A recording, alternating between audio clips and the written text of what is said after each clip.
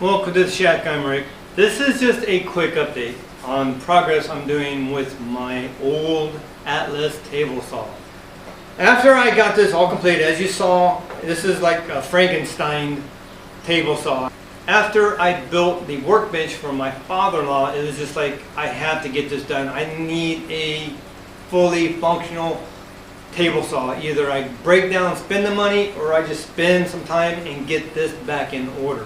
So what I did next, you see, these were the only two plates that I had. No, they were not zero clearance plates at all. Plus, I didn't even have one that I could put the dado blade in. I don't know what happened to that one. It's gone somewhere. That completely grew legs and ran away. I don't know what happened. So that was my next check to-do list. I had some stock red oak over here that I was going to use for a project. Same one I was going to use a poplar for that I use on my father-in-law's workbench.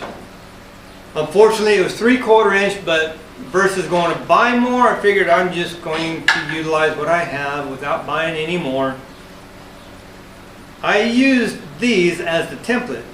I just chose to run the 3/4 through the planer and mill it down and whittle the stupid thing down till I got the thickness that I needed.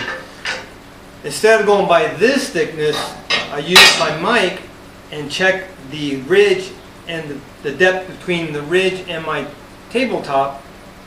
0.385 I think it was. I got this down to right about 3.385. I think it's 387, 384, somewhere around there. Once I got it to the thickness, I got the width and the length a little oversized, and I just took my time with my sander, sanded the edges and the ends, used these on here to do the radius, got them down little by little till they fit the lengthwise and fit widthwise. As you see, that is a zero clearance plate now, so I can put that in here. Fits in perfect. It's, I mean, right at this one, I can just barely feel. So it's only a little bit high from the back where the motor is here to about, it's probably about a 5 to 6 inch strip here. It's a little high right there. But I noticed my tabletop isn't even flat. Again, you're looking 1950s, late 50s versus modern, a little more, or I should say quite a bit more precise.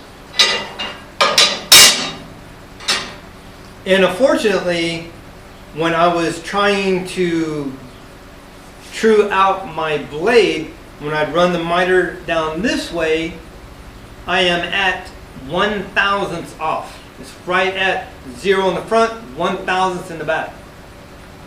When I put it on this side, it was out almost 4/1000, 3.3 something. So I'm thinking, this one's straight, this one isn't straight. So I do most of my miters off this one, so I'm going off this one, it's going to keep it straight. This one's off. You know, 1950s, I don't want to spend the money. It is what it is, but at least it is pretty straight. And now I have zero clearance plate.